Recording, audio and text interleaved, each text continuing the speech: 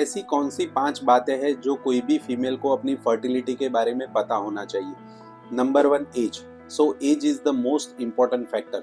जैसे जैसे फीमेल में एज बढ़ती है उसकी फर्टिलिटी कम होती है। इसका रीज़न है कि उसके एग्स जो है उसकी क्वांटिटी एंड क्वालिटी दोनों कम होते हैं। तो मतलब 35 इयर्स की एज में फीमेल की फर्टिलिटी रफली 50% डाउन हो जाती है। वही फर्टिलिटी 40 इयर्स की एज पे 80% डाउन हो जाती है। Second, AMH।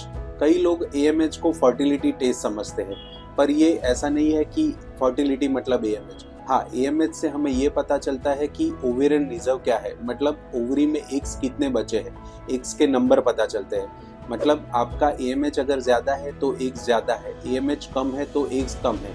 और AMH कम है इसका ये भी मतलब नहीं है कि आप कभी प्रेग्नेंट नहीं हो सकते। Third, fertility window.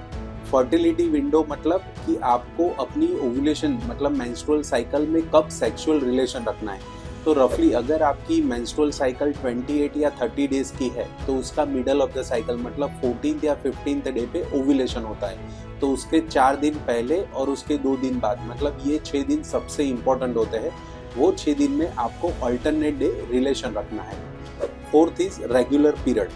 Regular period का मतलब ये नहीं है कि आपकी फर्टिलिटी परफेक्ट है। रेगुलर पीरियड का मतलब ये है कि आप में ओव्यूलेशन हो रहा है। तो रेगुलर, अगर आपके पीरियड रेगुलर है तो भी uterus, tube, ovarian reserve, sperm test वो सबका इवैल्यूएशन कराना जरूरी है। और पांचवा सबसे इम्पोर्टेंट, फर्टिलिटी इवैल्यूएशन। मतलब अगर आपकी एज 35 से कम है और आप 1 साल से प्रेगनेंसी के लिए ट्राई कर रहे हो और आपकी प्रेगनेंसी नहीं रहती, तो आपको फर्टिलिटी एक्सपर्ट को दिखाना चाहिए। और यही चीज़ 35 ईयर के बाद 6 महीने के बाद आपको फर्टिलिटी एक्सपर्ट को दिखाना चाहिए। तो ये 5 चीज़ है जो कोई भी फीमेल को अपनी फर्टिलिटी के बारे में पता होनी चाहिए। Thank you.